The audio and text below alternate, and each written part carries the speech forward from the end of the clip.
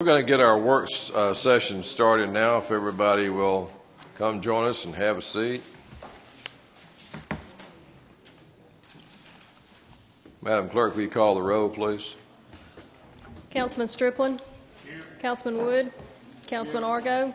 Councilman Miller. Councilman Reniger. Here. Councilman Bowles. Councilman Fank. Here.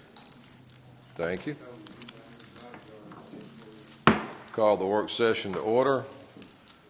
This work session is expressly called to discuss the Mayor's proposed 2011-2012 budget for the City of Prattville.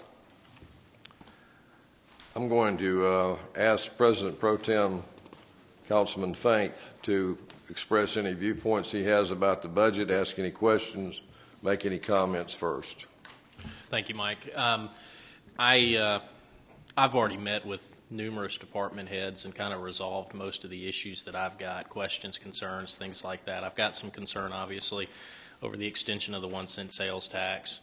I just got feedback actually from a city employee that asked if we are looking at reducing head counts, which we are in this budget, that, you know, for what it's worth, his comment was that he would prefer to see us look at continuing a furlough policy so that we could save and not eliminate certain number of positions out there trying to find a job.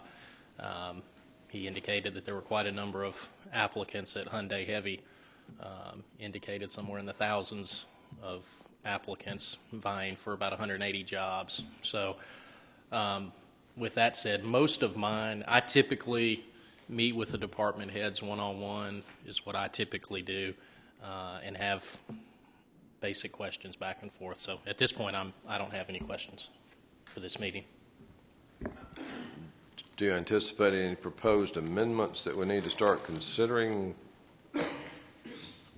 I'll send that to you in writing. You want to defer that? Okay. Yeah, I'll send that to you in writing. We'll go to the senior member of our council, Councilman Wood. Thank you, Mr. Chair. I'm going to be brief and hopefully very simple. I support the mayor and what he's trying to do. I support the city employees and what you all are trying to do. We've all had to bear the burden of tightening our belts, making some serious adjustments. Those adjustments are being made not only with the city of Prattville, and they're not only being made because of an investment that we made that has not produced the return that we had hoped for. It's being made because the economy has taken a turn. It has taken a turn everywhere. Even without making the investments that we made out at High Point, we would still be in a situation right now where we would have to have a reduction in force. With that being said, I'm here to work along with this mayor to give him, as he said, the tools, the 3 T's, as much as possible. I've gone through the budget. There are some areas that I feel that we need to make some adjustments in. One of the things that I do know that even if an item is in the budget, just say, let's take legislative, for instance, training. I don't know if it's going to stay in there or not. I, for one, feel that that with cuts being made the way they are, that we need to eliminate,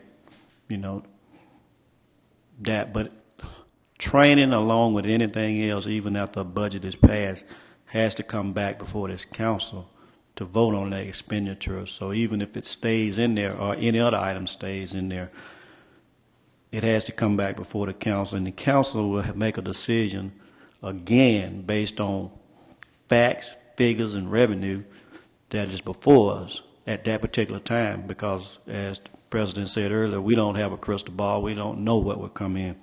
But we need to cut some more spending out of this budget. In my opinion, we need to keep the 1-cent sales tax increase in place. It is still needed to fund debt payments. We need to hopefully at some point build a reserve, which is going to take some time, but we got health care that we need to take care of. There are a lot of items that we still need to take care of. But basically, Mr. Chair, we need to cut some more spending, keep the revenue in place, and keep working toward our goal of trying to get out of this. And then at a further date, I probably will have some more adjustments, but that's where I stand right now. Thank you, sir. Okay, Councilman Wood, you said that you favor keeping the 1% sales tax in place. Do you have a moratorium date or sunset date that you have in mind? Are we talking about indefinitely? No, I support at this time the mayor's proposal of September 2012. And as I said, at the end of that time, you know, we may be looking at extending it again. You know, realistically, yeah, I'm being honest, but that may not be the case. But right now, let's give him the tools that he needs. He needs it until September 2012. I see that we need it until September 2012, but we need to hold spending. We need to hold spending, cut spending at the same time across the board.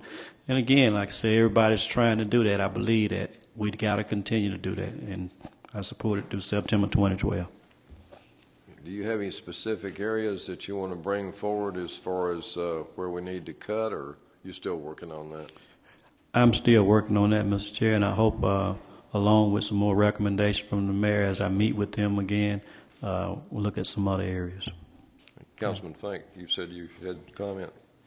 Yeah, I guess the one other thing that I would comment on, and I apologize I didn't say it earlier, with respect to expenses that just because it's in the budget we're not going to spend it, we're making decisions, though, based on that budget and the projected expenses. Even though they may not be spent, we're making decisions that may affect employees and other, based on just the numbers that I would like to see us back out those ones that we know we're not going to spend.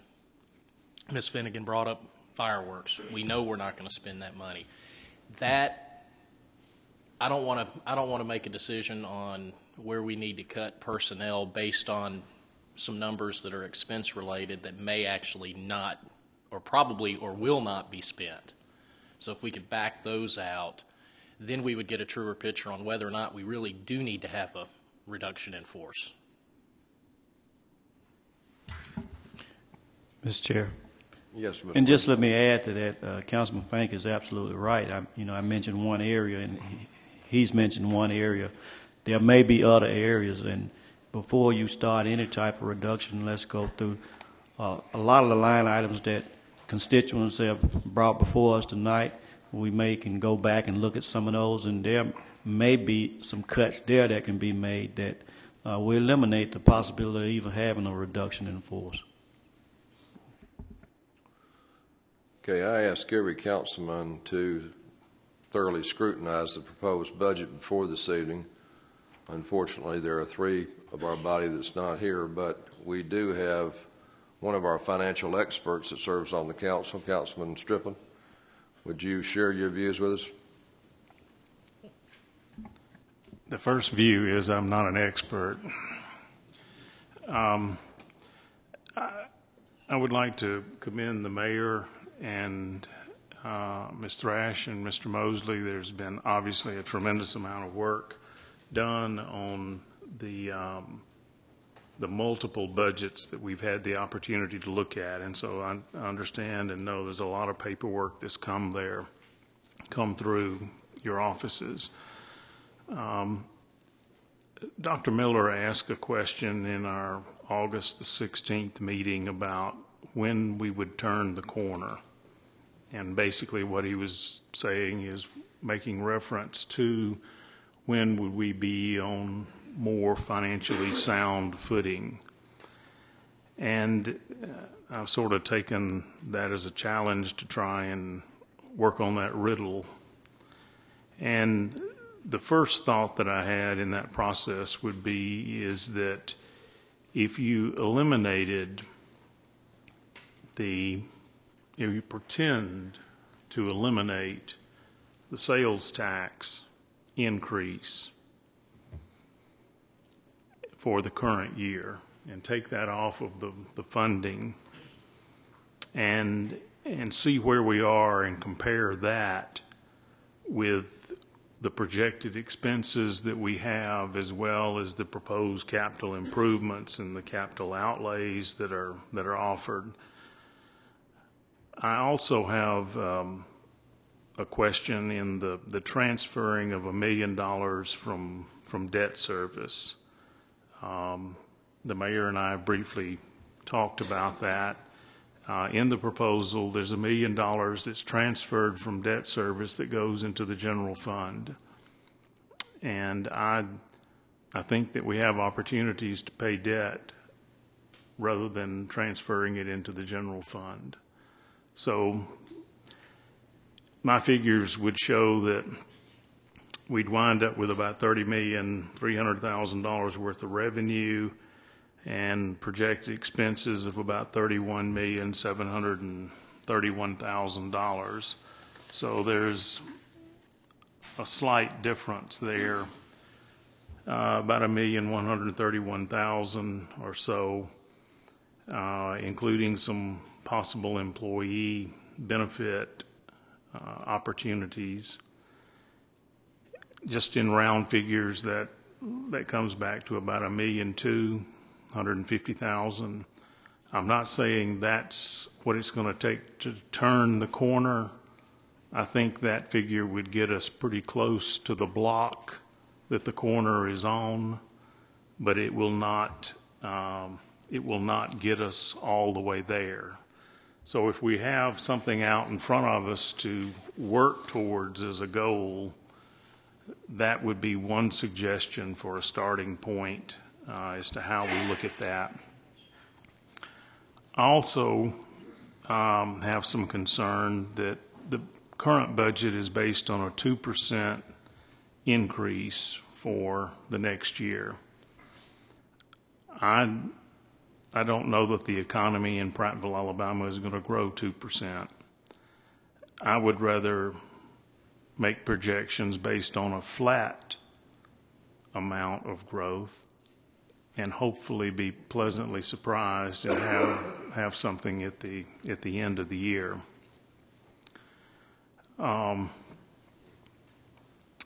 Concerning enterprise funds, I do support that concept. I think it will be beneficial. When the 2011 budget was done, we ended up with a reserve of $29,000. In an effort to get comparative financial statements for this year, we had to assume and or pretend that we had enterprise funds for the current year so we could compare 2010, 11, and 11 and 12. The result of that was that both enterprise funds ended up with positive reserves at the end of this year. So my question is to the mayor, administration, are those positive reserves going to be transferred to these two new entities based on the projections that we currently have for the end of the year?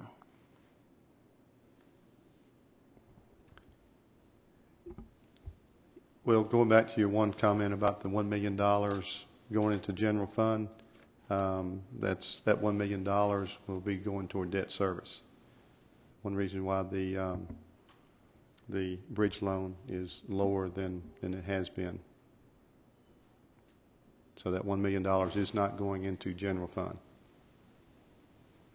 Now, after we get these enterprise funds up and running, beginning of October, then all the fees that are collected from, and I'll just stay with wastewater, for example, all the fees that are collected will stay into their account. All expenditures will come out of that account.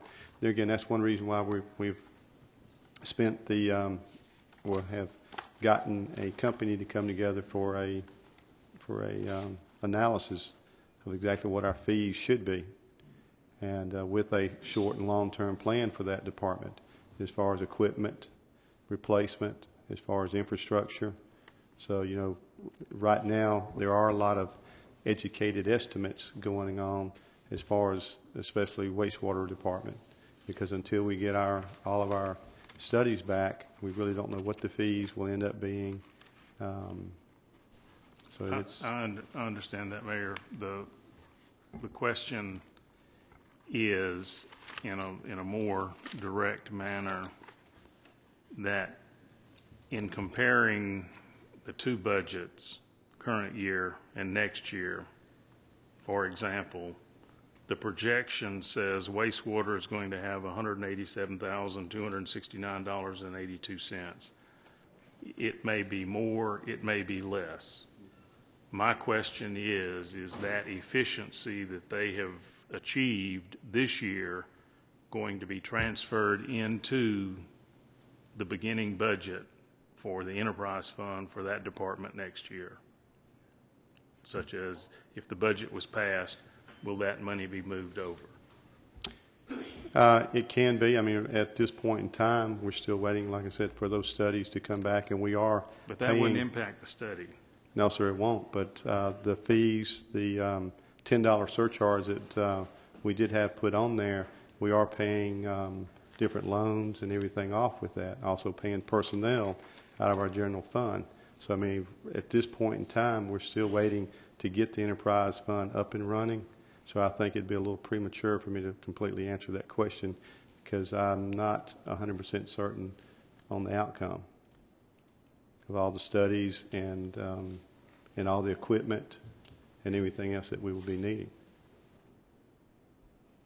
There might not be any money to transfer over, because as you see in some of the capital outlays that we have, the vast majority of those are for wastewater. I hear what you're saying, but the question remains, if you're not sure, then in essence we should not put any faith in these numbers then. I realize that it's not necessarily going to be the exact figure. It may be more, it may be less, but we've ended the year, and that department, according to restating the financials, says, in this case, $187,000 for wastewater and $467,000 for sanitation, that theoretically, if this was our second year in operation, that money would be in the fund and available to use the next year. Okay, I'm sorry. I guess I did not understand your question. I apologize. Well, I need to apologize because I got a phone call at 2:30 this morning and I never was able to go back to sleep. So I'm a little slow up here this evening. Do it. But no, once we get the enterprise fund up and running, any funds that are collected out of there will stay in there up to a point where we can lower the rates, lower the fees. But you're not priming the pump with the 2011 reserve that those two departments have created, if they create one.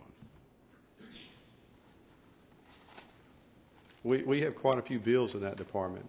I mean, it's like our accounts payable. It's a daily. So I mean, it's not like we have a slush fund sitting over here. I mean, and I guess I just do not understand your question on what you're trying to say there, because with all the expenses that department has on it, and I will tell you there's one that we're probably fixing to spend $10,000 out of in the very near future because of a mishap just recently. And so there's quite a few expenses out there, day-to-day activity expenses that you're not quite aware of. Oh, I'm sure I'm not aware of it. These bottom figures here that are circled for this year are projecting excess revenue over expenses for those two departments. It will result in a larger loss of the general fund, which by separating this out, we find out which departments are creating revenue and which ones are using more than they're creating. But that, in essence, is the question. Are we priming the pump that it, in essence, the figures say we have some revenue.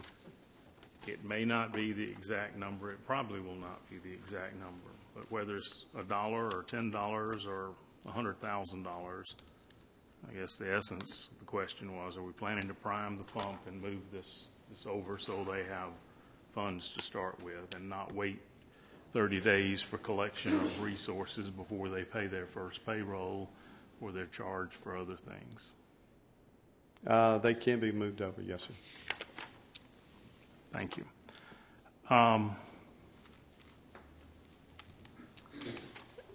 And it's also my understanding that the fixed assets of each of these departments are on a schedule that would allow them to maybe have a little more, I'm not going to say control, but review of that process so that they can look forward and see if they've got a 10 or 15-year-old piece of equipment in some shape, form, or fashion and make recommendations for replacement of that within their budget. Yes, sir. Okay. This one probably moves to Mr. Mosley.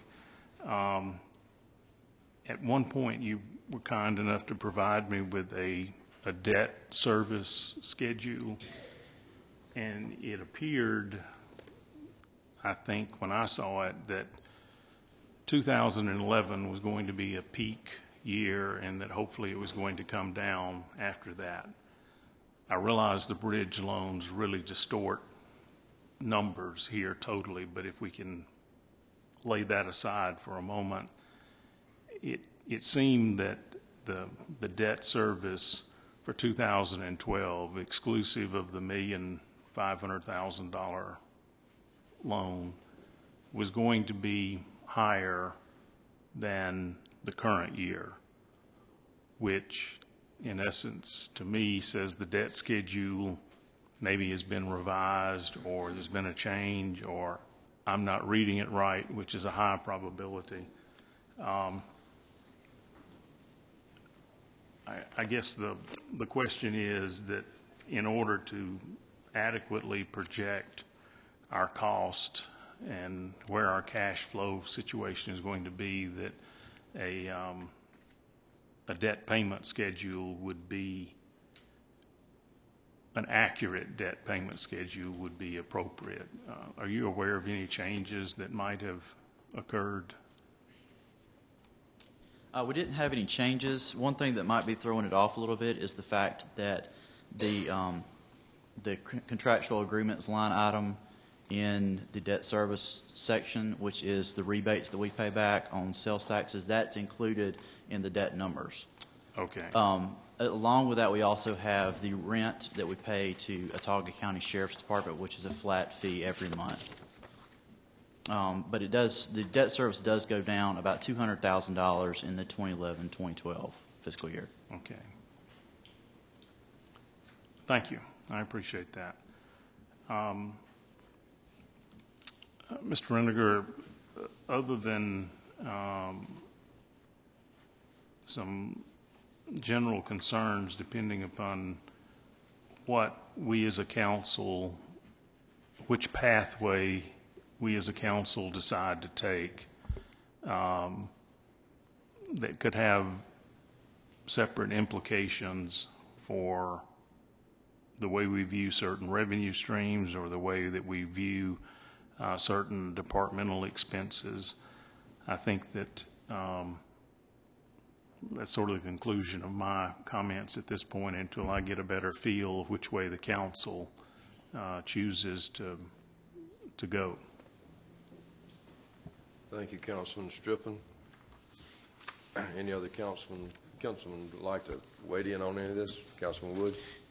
Yes, I just want to make sure I'm clear on two items that Councilman Striplin emphasized quite a bit on, and that's the wastewater enterprise fund budget. I'm reading in my mind that he's asking the question about $187,000, and Mr. Mosley and the mayor, correct me if I'm wrong, change in operating, where would that money be right now if it's here right now? If it's not in a separate fund, where would it be? Would it be in the general fund? And I think that's what he was getting to. Well, we have started a account for our wastewater. It does have some in it, but as far as sanitation, we do not have a separate account on that. Okay. So in sanitation, we're talking about $467,000. So what he was trying to get to, and I hope I'm stating this correct, where would that money be? In the same place, right? I'm sorry, restate that question. The $467,000 will be in the general fund also, and right now. Okay, that's all. And I think that's what I was hearing from you, trying to. At one point, yeah. Okay. Thanks, Mr. Chair. Councilman Fink, anything to add? Thanks to all of y'all for coming through the budget, and thank you for your questions and your concerns. Obviously, we've got additional work to do before we're ready to vote on this. One thing, we have to come to a consensus on what to do about the 1% sales tax as it is right now. I have expressed this to the mayor.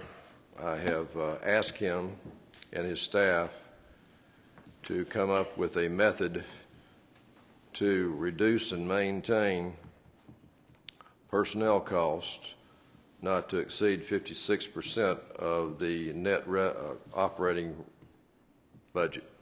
It doesn't include capital or these 1% increases that we had for sales tax, but to take the net revenue that we're looking at and to adjust his personnel costs not to exceed 56% of that. I've also asked the mayor to look at the possibility of adjusting his current budget to operate on a premise that there is no sales tax in place, sales tax increase in place. And we're still discussing and debating that possibility. But we're working in that direction, and as always, I'll keep every one of you in the loop, as I'm sure that you will, for me, as you have your discussions with the mayor and other council members. It's obvious to me that we probably will not reach a consensus by next Tuesday, which is our next regular scheduled council meeting. So I have asked Mrs. Sutherland, our city clerk, to prepare an emergency spending resolution just in case we're not prepared to adopt a budget next week, if that meets with y'all's approval. We may not need it, but just in case we do, it'll be on the agenda. We can always take it off, or I can introduce it from the floor, which will require a suspension of the rules if we adopt it. Y'all give some thought how you want to approach that, just in case we can't come to a consensus. I think the mayor and his staff have done an excellent job of putting together this budget. I do support the 1% increase in sales tax through the end of the fiscal year.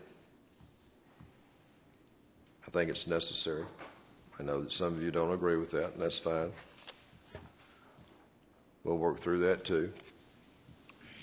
There are a few areas of expense.